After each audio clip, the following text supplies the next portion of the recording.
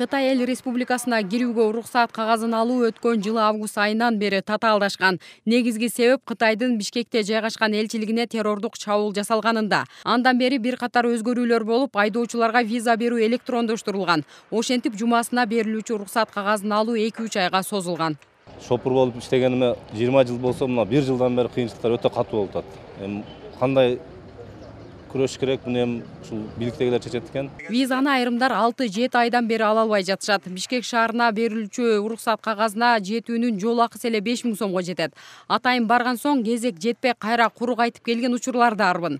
Татаалдашкан системадан улам айдоочулар түйшөлүп бүтүшкөн. Мен ал визага тапшырганыма 3 айдан ашты. 3 айдан бери эч ким бир жооп бербей атат. Ошол жерде посредниктер бар. Посредниктерден бир жооп күтпөй атабыз да.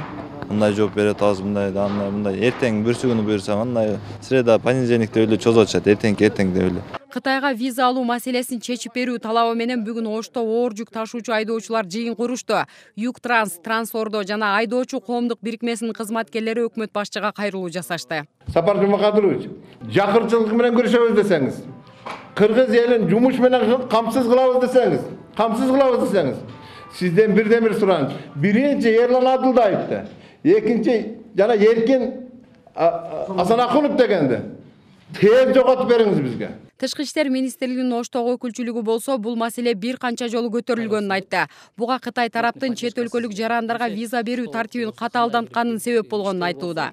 Маалым болгондой 2016 жылдын 1-январынан тарта Кытай чет мамлекеттик, анын ичинен кыргызстандык жарандарга виза саясатын өзгөрткөн. Акыркы сүйлөшүүлөр болуп атат азыр. Биз ошол нотный поддержкасыз эле прямой жанагында болсун деп атабыз.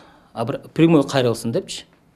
Нотный поддержкасыз эле деп. Эмсе Кытай менен Кыргызстандын эки өлкөнүн ортосунда бир протокол бар. Ошол протоколдун негизинде Кытай жарандары биз жака айдоочу виза алыш үчүн өздөрүнүн агентствосуна кайрылат. Алар болсо биздин Пекиндеги же Гуанчжоудогу же Урумчидеги консулдук пункттарга кайрылса, биздикилер виза берет. И бизде дагы Минтрансга кайрылат. Минтранс ДКСке нотный поддержка үчүн кат жазат.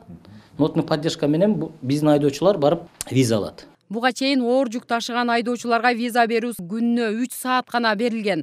Атайын сүйлөшүүлөрдүн жыйынтыгында аларга кошумча терезелер ачылып, убакыт 5 саатка созулган. Ал эми квотанын аз санда берилишин Кытай тараптын ички саясат экени айтылууда. Эске салсак, 2016 жылдын 31-августунда Кытайдын Бишкекте жайгашкан элчилигине террордук чабуул жасалып, автоунаа менен кирип барган жангечти өзүн жардырган.